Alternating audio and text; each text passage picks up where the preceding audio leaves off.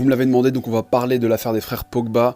Alors d'un côté, vous avez Paul Pogba qui affirme avoir été piégé et kidnappé par des amis d'enfance qui, eux, étaient accompagnés de 2 hommes cagoulés armés de fusils d'assaut. Mais le pire, c'est que son grand frère Mathias ferait partie de cette bande qui essaie de lui extorquer de l'argent. On parle d'une somme de 13 millions d'euros. Et bien de l'autre côté, vous avez justement Mathias Pogba qui, lui, affirme que Paul Pogba n'est pas celui que vous croyez, affirmant notamment que Paul aurait fait appel à un marabout pour jeter des sorts à Kylian Mbappé. Oui, on parle de kidnapping et de marabout. Ce n'est pas une série Netflix, pas encore. Alors je vous raconte ce qu'on sait pour l'instant.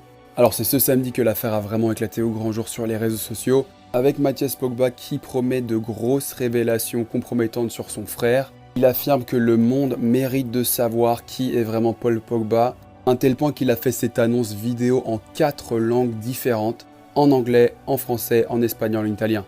Qu'après toutes ces révélations, on verra encore si Paul Pogba mérite notre admiration, s'il mérite encore sa place dans l'équipe de France. Il promet également qu'il y aura de grosses révélations sur Kylian Mbappé également. Voici d'ailleurs ce que Mathias a tweeté en fin de soirée hier. Kylian, à présent tu comprends, j'ai rien de négatif contre toi, mes dires sont pour ton bien, tout est vrai et avéré, le marabout est connu.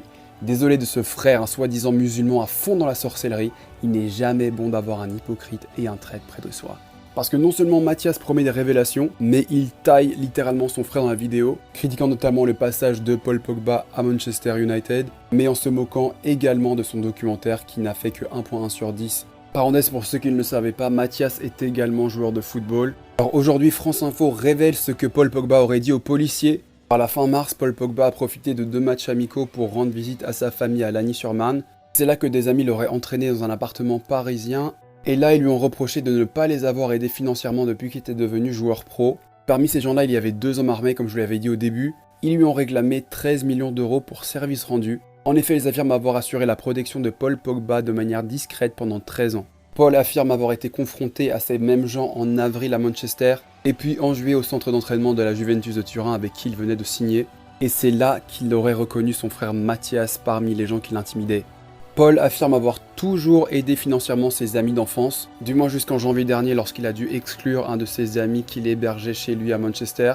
Pourquoi l'a-t-il exclu? Parce qu'il vient de se rendre compte que cet ami en question s'était servi de sa carte de crédit pour lui voler 200 000 euros.